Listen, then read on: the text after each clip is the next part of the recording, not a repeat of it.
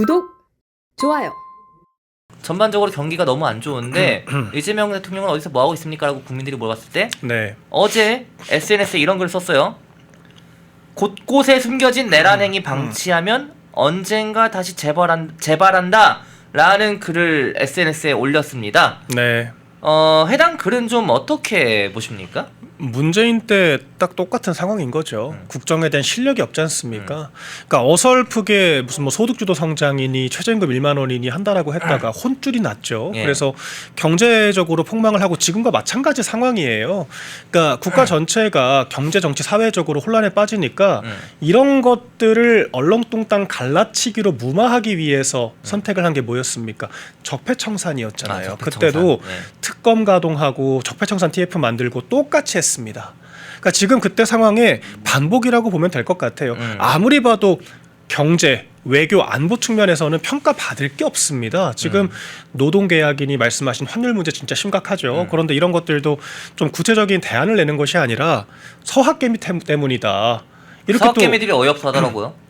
어이가 없죠. 국민 탓을 또 하고 있는 거 아니겠습니까? 제가 지난번에도 또 구체적으로 설명을 드렸지만 환율이 이렇게 비싼데도 불구하고 굳이 환전을 해서 미장에 투자하는 사람이 많지도 않을 뿐더러 그렇죠. 만약에 그 정도로 미장에 투자를 하는 정도의 상황이면 이건 환율 걱정을 할 게 아니라 지금 우리나라 경제 상황이 그만큼 폭망했다라고 하는 거기 때문에 그렇죠. 그걸 돌아볼 필요가 있는 거죠. 그걸 남 탓을 할 문제입니까? 그러니까 지금 말도 안 되는 이야기를 하는데 예. 그걸로도 시선 분산이 안 되니까 지금 또다시 정치 보복성 이제 그런 쟁점으로 돌아와서 뭐만 하면 내란몰이 하는 거 아니겠습니까? 그래서 곳곳에 숨겨졌답니다.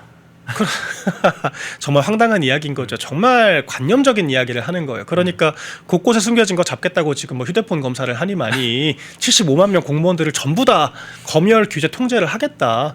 그러고 있는 거 아니겠습니까? 그런데 이런 통제 사회를 누가 동의를 하고 공감을 하겠습니까? 심지어는 아니 본인들이 명령에 불복종한 그 항명 행위에 대해서 군인들에 대해서 특진시켜 주겠다면서요. 그러니까 그렇게까지 룰을 비틀어 버리고 있는 상황에서 무슨 대체 내란의 추가적인 뭐 여진이 있니 그런 얘기를 합니까? 그러니까 정말 이거는 내란몰이를 하기 위한 주장으로밖에 보이지가 않고 한 발 더 나가서 말씀하신 것처럼 직접 그 걷기 운동을 한다고 하더라고요. 맞아요. 내일 그 시민단체 언론 보도에 의하면은 내일 12월 3일 저녁에 이제 시민단체가 행진을 하는데 거기에 같이 참석해서 행진을 한다고 하는데 저는 대통령이 시민단체 행진에 같이 한 경우가 있었나 좀 찾아봐야 될 것 같긴 하거든요. 없고요. 네. 있어서는 안 되는 거죠. 네. 그러니까 시민단체라고 하는 건 분명히 특정한 색깔을 띠고 있을 수밖에 없고 아무리 공익적인 목적을 가지고 있다라고 하더라도 예. 대통령은 가치 중립적인 사고를 해야 되고요. 가치 중립적인 행보를 해야 됩니다. 그런데 그런 거를 뭐 메시지나 정책으로 하는 것도 아니고 직접 거기 대령을 해서 행진을 하겠다라고 하는 것 자체가 예. 결과적으로 이 비상계엄 사태라고 하는 것을 하나의 정치 이벤트화를 하고 민주당의 서사화를 해서 평생 울고 먹을 지금 그 작정을 한 게 아닌가 이런 의심을 할 수밖에 없고요. 아니, 국민통합 하겠다면서요. 이러니까 국민통합을 하겠다라고 하는 지금 대통령의 자세입니까? 강하게 비판할 수밖에 없는 그런 사안이고요. 지금 이렇게 정쟁을 할 것이 아니라 예. 제발 대통령이면 나라 돌아가는 문제에 좀 더 신경을 썼으면 좋겠다. 지금 민생 경제가 얼마나 위태로운지. 그렇죠. 아니, 본인이 야당 대표 때 그랬잖아요. 1,400원 그 환율 올라갔을 때 비상계엄 여파라고 단정을 하면서 우리 국민이 7%가 가난해졌다. 이렇게 단언하지 않았습니까? 지금 비상계엄 당시보다 환율 인덱스가 더 떨어졌는데도 불구하고 1,468원 차 올 때 또 확인한 게 68원이에요. 그래요. 이게 무슨 뭐 증권사, 뭐 금융관계 기관들, 뭐 그리고 이제 뭐 한국은행까지 전부 다 지금 움직이고 국민연금을 쓰니 많이 하는 와중에도 지금 이 정도라고 하는 건 정말 심각한 겁니다. 그렇죠. 이런 문제는 좀 해결을 했으면 좋겠다 이런 생각이 듭니다. 네, 해당환님 깨끗한 나라님이 박민영 대변인 화이팅이라고. 감사합니다. 그리고 오늘 박민영 대변인 화이팅 외쳐주시는 분들이 많습니다. DMST님도 그렇고요. 네. 경상인님도 그렇고 MAX님도 실제로 많은 응원을 좀 받고 계시나요 최근에? 그러니까요. 저도 깜짝 놀랐을 정도로 네, 오히려 좀 일련의 사태를 겪으면서 조금 더 당원분들께서 특히나 이제 제가 과거에 일관되게 해왔던 그런 이야기들에 대해서 네. 더 이제 인정을 해주시는 게 아닌가 생각이 들고요. 그러니까 저는 지금도 우리 당이 제가 지금까지 지적해왔던 문제를 그대로 지금 답습을 하고 있다라고 생각을 합니다. 아직도 많이 개선이 안 됐어요. 예. 그러니까 지난 총선 때도 네. 사과를 하니 뭘 하니 장해찬 도태우 나가라 무슨 뭐 이종석 황상무 사퇴하고 사과해라 예. 그렇게 남일처럼 사과 타령만 하다가 총선 예. 대패하지 않았습니까? 네네. 그런데 지금 와서도 이 지방선거 앞두고 이런 이재명 정권의 이 포갑적인 이 행태들과 잘못된 국정 운영의 실정을 지적해도 모자랄 시간에 계엄 사과를 하니만 이런 얘기만 하니까 우리 당이 얼마나 한심스럽습니까? 그러니까 이런 부분들에 대해서 조금 더 목소리를 내주시면 좋겠다라고 하는 그런 메시지인 것 같기도 하고요. 예. 좀 더 열심히 활동하도록 하겠습니다. 예. 자, 그리고 저희가 또 다뤄볼 내용이 이 환율 사태 얘기에 네. 대해서 이거를 좀 경제 이슈를 얘기를 해야 될 것 같은데 네. 예. 법원 못 믿고 헌재도 못 믿는다. 예. 뭐 이런 발언들 그리고 사실 법원에 대해서 사법부에 대해서 사법부가 눈치 안 보고 좀 네. 제대로 판결하면 저희가 이따 다뤄볼 내용이지만은 추경호 전 원내대표 이 구속영장 같은 무조건 경우에는 기각돼야죠. 기각될 확률이 매우 높다고 지금 법조계에서 나오고 있잖아요. 그렇죠. 법조계에서 이 정도로 구속영장 기각을 전망하고 있는데 만약에 구속이 된다면은 이것은 저희가 또 뭐 어떻게 추후에 논평을 좀 해야 될 것 같지만은 일단 그 얘기 이전에 이 환율 비상사태에 대해서 얘기를 해보려고 하는데 1,500원을 바라보고 있지 않습니까? 그렇죠. 근데 정부에서 어쨌든 잡으려고 엄청난 뭐 국민연금도 만지작거리고 이것저것 막 심지어는 그렇죠. 뭐 신한카드도 어디죠? 신한카드 맞나요? 네, 금융기관들을 또 다 불러가지고 예. 네, 그리고 또 뭐 해외 송금 그렇죠. 그 막힌 것도 있고 여러 가지 이제 막 만지작 거리고 있는데 그럼에도 불구하고 또 1,470원 넘었어요 오늘. 그렇죠, 그렇죠. 이거 그러니까- 비상 사태 아닙니까? 정말 위험한 상태인 거예요. 예. 그러니까 이게 1,450원 이상 환율이 뉴노멀이 지금 되고 있거든요. 예. 지금 그나마 정부가 계속 개입을 하니까 1,400원대 후반을 유지를 하고 있는 거지. 예. 원래 같았으면 1,500원 진작 넘었어야 될 정도로 지금 경제가 악영향을 주고 있는 상황입니다. 그런데 예. 경제는 논리고 과학이거든요. 그렇죠. 그러니까 민주당처럼 관념적으로 이렇게 뭐 우연한 사건이 발생하는 게 경제가 아닙니다. 반드시 인과성이 있습니다. 지금 문제는 뭐냐면 딱 두 가지거든요. 환율이 왜 오릅니까? 그러니까 결과적으로 달러화에 비해서 우리 원화의 가치가 떨어졌기 때문이잖아요. 그렇죠. 그럼 공급 수요를 봤을 때는 일단 공급이 없지 않습니까? 수출이 잘 돼서 외화를 벌어와야 달러가 생기고 공급이 되는 건데 그렇죠. 일단 공급이 없습니다. 그런데 지금 또 수요는 계속 있을 수밖에 없잖아요. 또 우리 수입을 해야 되는 상황인 거고 그리고 원화를 또 계속 찍어내지 않습니까? 그러니까 달러화보다 원화를 찍어내는 비중이 지금 8배 가까이 된다라고 해요. 예. 그렇기 때문에 그 원화 가치가 떨어짐에 따라서 달러가 계속 높게 유지가 될 수밖에 없는 거죠. 벌어오지도 못하고 원화 가치는 휴지 조각이 되고 있기 때문에. 그러니까 이런 이중고 상황이 너무도 명백한데 지금 정권이 그런 거를 시정할 의지가 없지 않습니까? 일단은 수출을 잘하고 싶어도 관세 협상을 다 망쳤잖아요. 예. 다른 나라보다 훨씬 늦게 협상을 마무리했는데도 불구하고 예. 다른 나라보다 훨씬 안 좋은 조건으로 매년 200억 달러씩을 강제 현금으로 투자를 하도록도 지금 명시가 되어 있고 예. 군사 방위금까지 지금 수십조를 또 주기로 했다라고 하는 거 아니겠습니까? 그렇죠. 그러니까 외화가 끊임없이 필요한데 급기야는 한미 FTA가 무력화가 됐기 때문에 여전히 우리나라가 없던 관세가 생겼고 다른 나라에 비해서 불리한 조건으로 수출 경쟁을 해야 되는 게 맞거든요. 그렇기 때문에 수출 개선이 또 안 되고 있는 상태고요. 그렇죠. 그리고 지금 한국은행이 금리 인하 압박을 받는데 그러니까 금리를 올려야 되는 상황인데 지금 올리면 미국이 금리를 인하할 예정이기 때문에 우리나라에 있던 돈이 다 미국으로 흘러갑니다. 그렇기 때문에 한국은행은 금리를 높일 수가 없어요. 그리고 정부가 지출을 줄여야 되는 거거든요. 지출을 줄여야 되는 게 핵심이네요. 그렇죠. 근데 지출을 안 줄이지 않습니까? 아까 제가 말했듯이 엄청 찍어내고 있다라고 하는 거예요. 그래서 지금 유동성 자체가 엄청나게 풍부해진 상황이기 때문에 지금 물가 인상, 환율 인상 이런 문제를 방어할 수가 없다는 거고요. 그렇기 때문에 지금 있는 돈 가지고 일단은 갖다 쓰자라고 그 국민연금 건드리자는 얘기 나온 거 아니겠습니까? 국민연금 예. 지금 전 국민의힘이 얼마나 지금 한심하냐면 지금 예. 계엄 사과 얘기할 때입니까? 국민들의 지금 연금을 가지고 지금 환율 이 상황을 해결해 보겠다고, 그러니까 국민들에게 미래의 그 연금을 담보로 해서 현재 소득을 모아다가 놓은 기금이 국민연금이잖아요. 폰지 사기라고 하는 소리를 들어가면서까지 지금 보전이 되니만이 하고 있는 이 기금을 갖다가 당장 환율 위기니까 경제정책을 잘못한 걸 바로잡을 생각을 하는 게 아니라 땡겨 쓰겠다고 하는 건데 그렇죠. 이거 정말 폭동날 일이거든요. 근데 이런 문제를 지금 야당이 짚어내고 여당의 실정을 공격해도 모자랄 판에 지나간 사건에 대해서 사과를 하니만 이런 얘기만 지금 주구장창 하고 있으니까 야당이 이건 정말 잘못하는 겁니다. 국가가 망가지는데 야당도 책임이 있는 거예요. 이런 식이면. 야당이 제대로 서가지고 견제를 해도 모자랄 판국에. 그렇죠. 자해만 하고 당원들에게 모욕감과 좌절감, 속죄의식만 계속 주입을 하고 있잖아요. 항상 우리만 잘못한 정당이고 우리만 정치를 잘못했고 우리만 사과를 해야 되고 세상에 그런 법이 어디 있습니까? 헌법재판소조차도 민주당의 입법 폭거를 지적을 했는데 지금은 우리 자당 의원들이 나서서 가해자와 피해자를 자기네들이 규정을 하고 있잖아요. 그러니까 이건 정말 전 아니라고 생각을 하고요.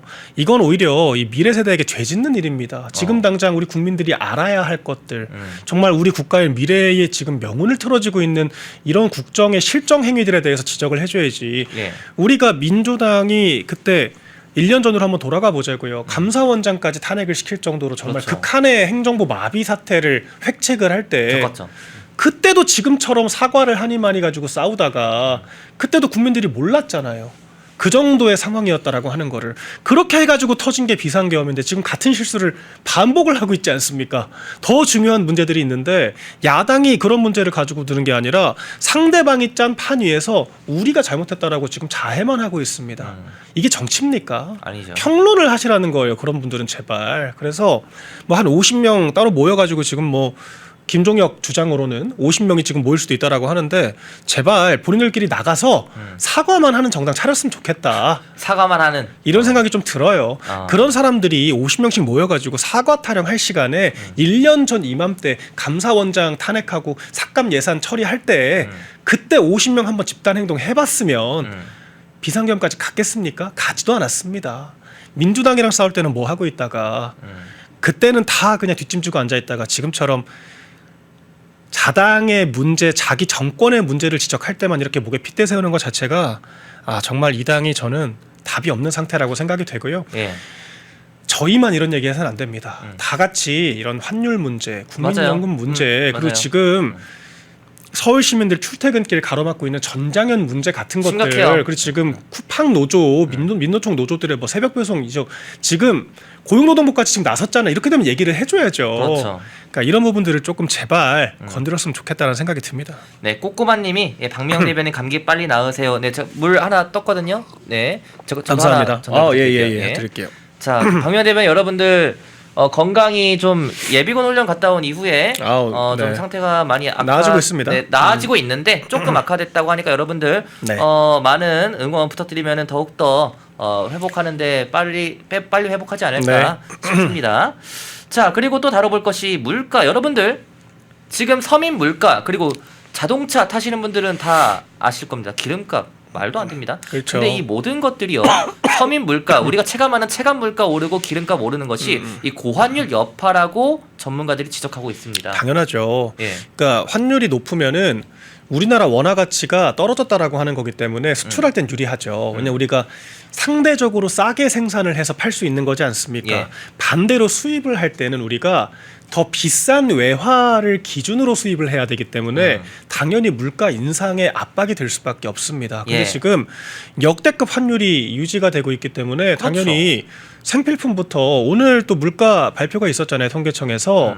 그러니까 지난달 기준으로 2.4% 포인트가 또 올랐다라고 하고 전체적으로 2.4%가 올랐다라고 하는 거고 예. 생활 물가로 따졌을 때는 생필품들 각각 20% 가까이 오른 품목들이 있다라고 하는 점. 20%나. 그렇죠. 그리고 지금 기름값도 말씀하신 것처럼 천정부지로 치솟고 있다라고 하는 서울 건데. 평균 1,800원이래요.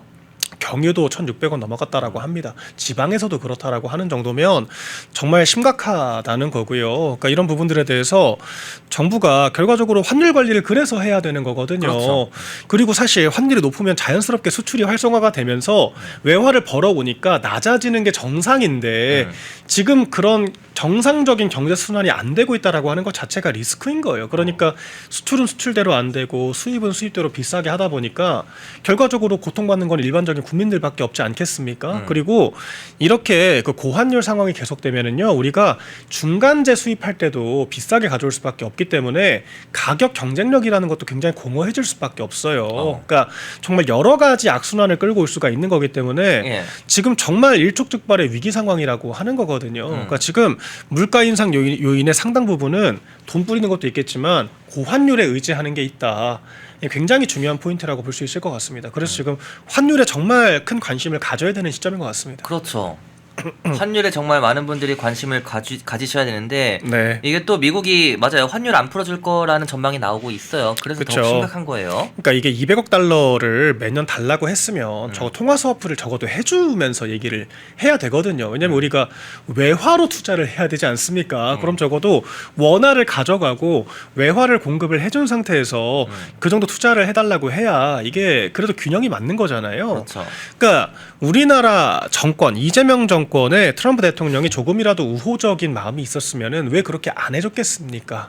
근데 결과적으로 그냥 현금만 달라고 하고 통화 스와프 안 해줬잖아요. 아르헨티나에도 해주는 것을. 그래서 지금 정말 이중 삼중고에 빠져 있다라고 생각이 되고, 그리고 지금 정부도 아직까지도 이 200억 달러 어떻게 공급할 건지에 대한 뚜렷한 그 로드맵을 제시를 못 하고 있습니다. 근데 지금 상황에서 200억 달러를 매년 현금으로 주면은 네. 이미 현금으로 준다 했잖아요. 200억 그렇죠. 달러. 그러면은 지금 환율 이 모양 이 꼴인데 200억 네. 달러를 현금으로 주면은 더 파탄 뭐 환율 1,500원이 아니라 1,600원까지 갈 수 있는 그렇죠. 거 아니에요? 그러니까 우리나라가 보유하고 있는 환율이 더 떨어지기 외환 때문에 보유액이? 그렇죠. 그럼 당연히 외화의 달러화의 가치는 더 커질 수밖에 없죠. 우리나라 상대적으로. 그러면은 환율 인상 압박이 더 심해지는 거죠. 근데 이걸 또 안 줄 수도 없잖아요. 준다고 말해놓고. 그럼 거짓말이잖아요. 이건 이미 팩트시트까지 작성이 됐고 예. 그냥 합의문 그 공표만 앞두고 있기 때문에 이미 주기로 한 겁니다. 근데 이게 할부로 했다라고 하는 차이뿐인 거지.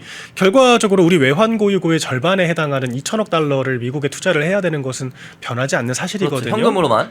그리고 원금 회수를 하기 전에도 5대5 배분이기 때문에 말 그대로 그냥 생돈 나가는 겁니다. 우리가 회수를 할 가능성이 단기적으로는 굉장히 낮다라고 봐야 되기 때문에 그럼 지금 외환 보유고가 4,100억 달러에서도 지금 충분치가 않다라고 IMF는 평가를 하고 있는데 그렇죠. 그 반토막이 난다라고 하면 훨씬 더 위태로워지는 거고요. IMF 사태가 지금 제2의 IMF 사태가 올 수도 있다라고 하는 전망이 사실 이게 진짜로 위기예요. 예. 맞습니다. 심지어 1차 1998년 IMF 당시에는 1년 평균 환율이 1,398원이었어요. 그때도 1,400원 안 넘었습니다. 근데 올해는 이미 1,400원 돌파했거든요. 그러니까 오히려 그때보다도 더 위태로운 상황이라고도 볼 수 있다. 1,470원이죠. 70원. 그렇죠. 그리고 이제 그땐 저희가 고도 성장기니까 네. 어떻게든 회복할 수 있는 저력이라도 있었는데 지금 우리가 같은 사태가 도래하면 이렇게 수출 경제도 안 좋고 국내 기업들이 어려운 상황에서 과연 예전처럼 회복할 수 있을까? 그렇죠. 이런 생각을 할 수밖에 없죠. 그러니까 미리 관리를 잘 해야 되는데 이미 지금 진퇴양난의 상황에 있는 것으로 생각이 됩니다. 펜앤마이크에서 추천하는 영상도 보고 가세요. 다른 영상도 즐기시려면 구독 버튼을 꼭 눌러주세요.